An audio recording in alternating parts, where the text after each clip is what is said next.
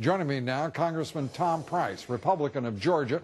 He sits on the powerful Budget and Ways and Means Committee, and it's great to have you with us here, Congressman. Thanks, Lou. Very good to be with you. Thank you so much. Yeah, have you any sense of progress here, whether in whatever forum the negotiations are taking place?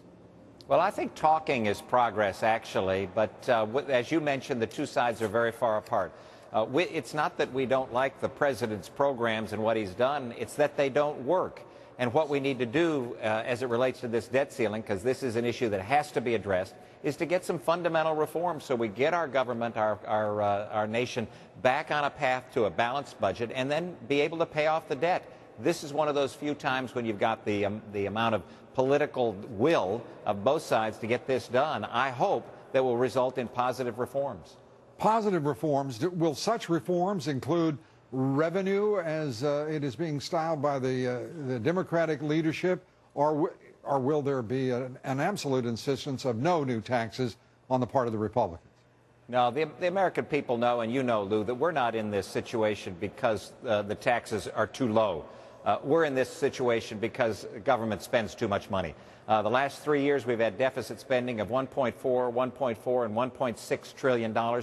You can't continue that craziness. So what we need to do is to address spending in the short term, make certain that we've got some kind of midterm cap on the amount of spending that can occur, and then long-term fundamental reforms that make it so we don't end up in this disastrous situation again.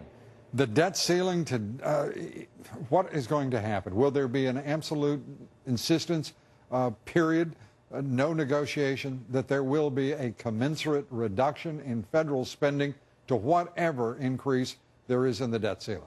Oh, I think that's an absolute. Speaker Boehner has made that very, very clear in his speech in New York, and since that time, over the past 3 or 4 weeks, that any increase at all has to, at a very minimum, has to be covered by decreasing spending reductions of an equal or greater amount as the increase in the debt ceiling. That's a given. The question is whether or not we'll get some fundamental reforms to the entire system itself. Right. Whether it's entitlement reform, whether it's a balanced budget amendment, whether it's a debt cap or a deficit cap or a spending cap. Those are the things that need to be discussed now to make certain that we, again, reform the system in a way that the American people are demanding. This is craziness. We can't continue this, and you know it.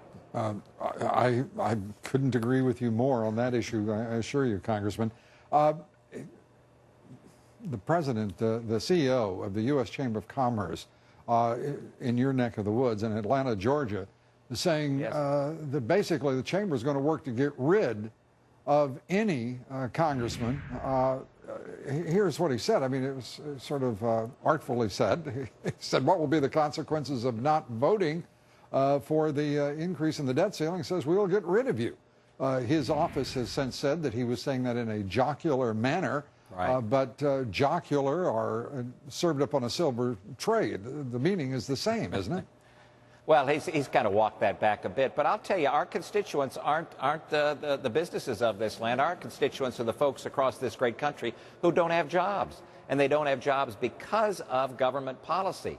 So we need, the uncertainty that's out there needs to be turned around. And so we respond to the American people, and our constituents, the American people, are demanding action on the profligate spending here in Washington, and it must stop. This is an opportunity for us to get that spending under control. We aim to take it. And July 4th, before the July 4th recess, the Vice President says you can have a deal.